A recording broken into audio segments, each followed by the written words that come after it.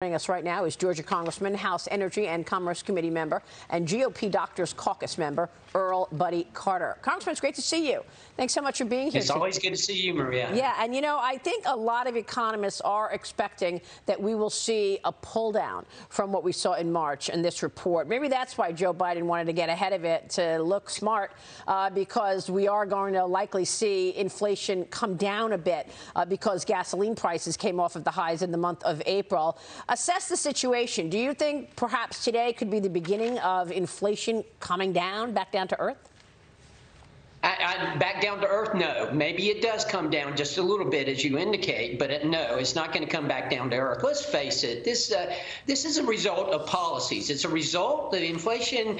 Joe Biden can try to deflect blame all he wants. He can blame the pandemic. He can blame big oil. He can blame whatever he wants to blame. But the truth is that when he took office, inflation was at 1.7%. It has gone up every month since he's been in office to a 40-year record high now of 8.5%. Listen, elections have consequences and policies have consequences, and we are suffering the consequences now of the Biden administration. I was surprised that the president did not offer any new ideas yesterday. You know, he came and said, look, I want you to know I'm serious about inflation. Lee was just commenting that the background was like lowering costs, taking on inflation, all these, you know, headline one-liners behind him in the background. And yet he pushed his Build Back Better agenda again. Isn't that how we got here?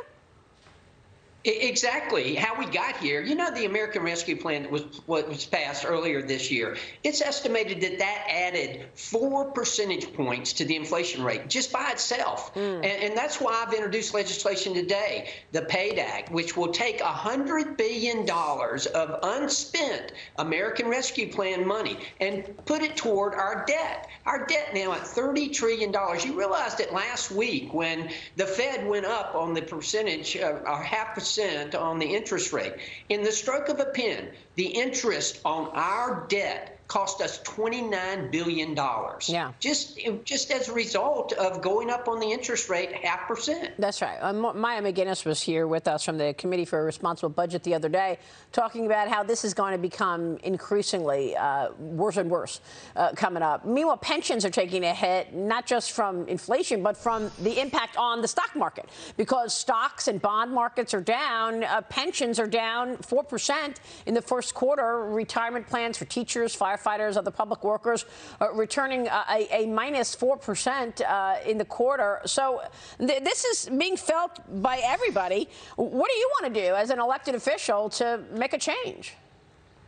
Well, obviously, the first thing we need to do is we need to do no more harm, no more spending packages, and stop this ridiculous idea about forgiving student loans. That's the first thing we need to do. The second thing we need to do is we need to encourage private innovation and private development. And the third thing we need to do is we need to balance our budget. I mean, we cannot continue on this track. It's simply not sustainable. Yeah, well, we've got to balance our budget. You know, we're in the middle of election season right now.